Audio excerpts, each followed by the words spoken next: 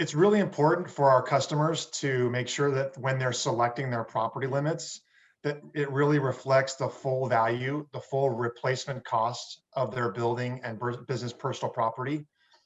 The reason why is twofold. One, if there's a total loss, which most of us don't foresee, we never really foresee a catastrophic total loss, but there is a chance that that would take place. And in that such event, you really want to make sure that you have enough limit available to you to pay out for the full value, the full replacement cost of that property. The second reason why it's really important to make sure that you're insuring your property at least to a minimum number is there is a clause in the policy called coinsurance. And coinsurance acts like a loss sharing mechanism with the customer. And it really functions more like a penalty.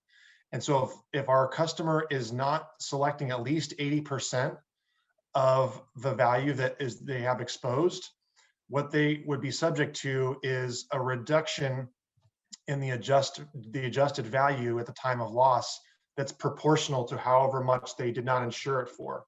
So let me give you an example. Let's say you have $1 million worth of stock and equipment, but you only select $100,000. So that's 10% of what you should have had. We require at least 80%, and the industry really enforces 80% minimum. So really that limit should have been 800,000.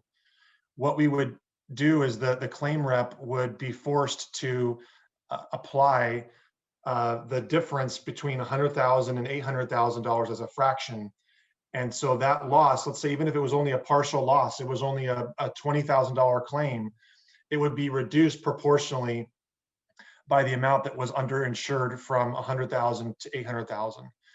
So it could be a considerable penalty. And so what we at Coterie are really trying to do is make it easy for our customers to select the values that they have, and to make sure that they are insuring their property at least at 80% and hopefully closer to 100% of the replacement cost of their property.